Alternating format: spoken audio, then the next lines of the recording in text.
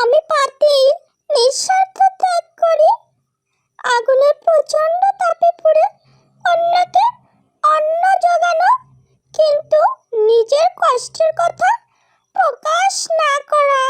আমি মানসিক যন্ত্রণায় ভুগি।